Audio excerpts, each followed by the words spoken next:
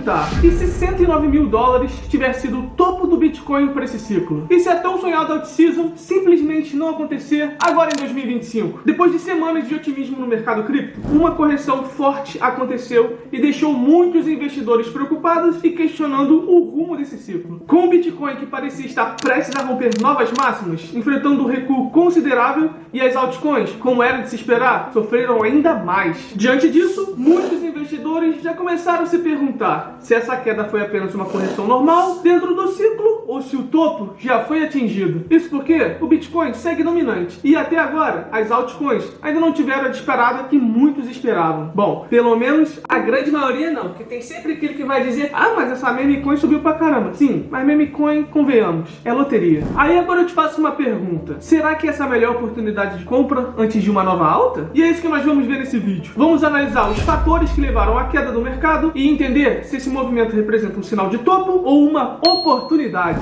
Mas antes de eu te falar o que eu penso e te mostrar alguns gráficos, eu quero saber a sua opinião. Você acha que o Bitcoin ainda tem espaço para subir nesse ciclo ou o mercado já atingiu a máxima? Deixa aqui nos comentários.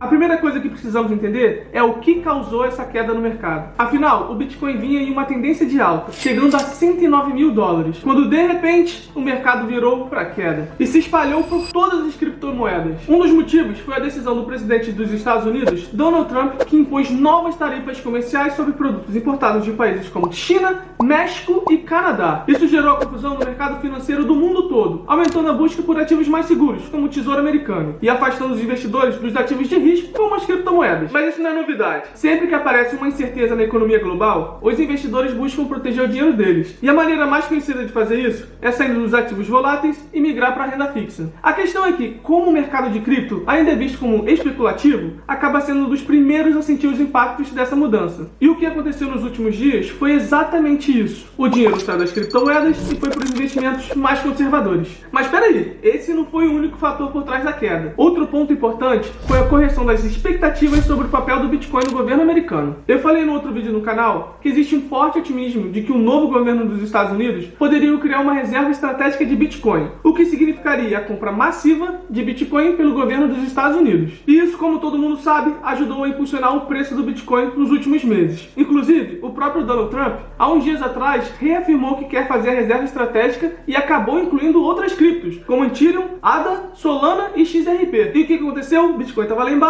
e todas essas criptomoedas explodiram. Porém, uns dias depois, o que o Donald Trump fez? Ele anunciou as tarifas nos países que eu já mencionei entrariam em vigor no dia 2 de abril. E com isso você já pode imaginar o que aconteceu. O mercado corrigiu novamente. Outro ponto importante é a relação do Bitcoin com o mercado de tecnologia. Já tem umas semanas que a China anunciou o avanço no setor de IA, com a DeepSeek. Isso gerou um impacto direto nas ações das empresas americanas, principalmente no setor de tecnologia. Muitas delas desabaram e sempre que há uma queda nesse setor, o Bitcoin acaba sentindo os efeitos também. Isso acontece porque o mercado cripto ainda é visto como uma extensão do setor de tecnologia e inovação. E quando empresas como Nvidia, Microsoft e Tesla sofrem quedas, o Bitcoin e outras criptos também costumam acompanhar. Só que é bom lembrar que o Bitcoin já passou por correções muito maiores dentro de ciclos de alta. Atualmente, a maior queda desse ciclo gira em torno de 10 a 25%, o que é praticamente nada se comparado a ciclos passados, onde o Bitcoin já chegou a corrigir entre 30%, 40% ou até mais de 50% antes de retomar a sua alta. Mas antes de você sair correndo, vendendo tudo, achando que o topo já acabou, que o ciclo já foi, relaxa. Você tem que entender que esse tipo de oscilação faz parte do mercado e que até o momento o comportamento do Bitcoin segue dentro do padrão dos ciclos anteriores. Agora, a pergunta que fica é: essa queda representa um risco real ou uma oportunidade para quem quer comprar? Compre ao som dos canhões. A resposta para essa pergunta depende muito do perfil de cada investidor, mas se olharmos para o histórico do Bitcoin, vemos que quedas como essa sempre acontecem dentro do ciclo de alta. Então, do ponto de vista técnico, não parece um sinal de fim do ciclo, mas sim um movimento normal dentro de uma tendência de alta.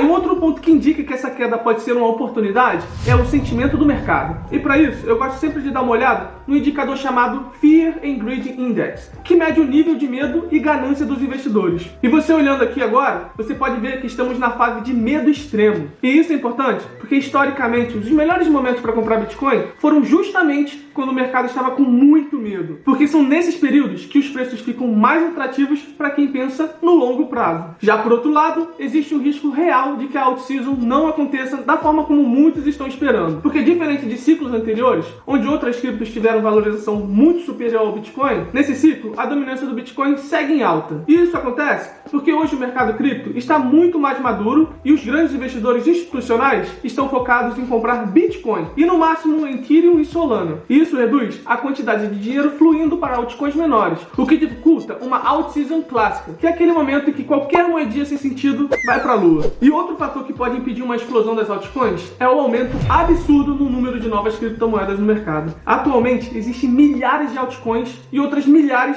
surgem todos os dias. Isso significa que o capital disponível está muito mais espalhado, reduzindo a chance de algumas altcoins específicas terem uma valorização absurda. Isso é bem diferente de ciclos passados, em que existiam poucas criptomoedas relevantes, o que facilitava o fluxo de dinheiro para elas. Só que hoje, a concorrência é muito maior. Então, se você está esperando uma alt-season parecida com a de 2017 ou 2021, pode ser que ela não aconteça da mesma forma. Mas calma aí, isso não significa que as altcoins não possam ter um bom resultado nesse ciclo. O que eu estou falando é que é mais provável que apenas algumas altcoins, muito bem escolhidas para o seu portfólio, tenham uma valorização expressiva, enquanto a maioria pode ficar para trás e até mesmo sumir. Até por isso, eu vejo muitos investidores já estão optando por uma estratégia mais tranquila, mantendo a maior parte do capital em Bitcoin e em Ethereum e alocando uma porcentagem bem menor em outras altcoins com bons fundamentos. O que eu quero que você entenda é que nesse canal eu sempre vou prezar por investimentos que façam sentido e não em cassino ou joguinhos do tigrinho. Isso quer dizer que sim, vai ter algumas moedinhas, memecoins, que provavelmente irão explodir na alt-season, mas eu não tenho pretensão de arriscar para achar a meme da vez.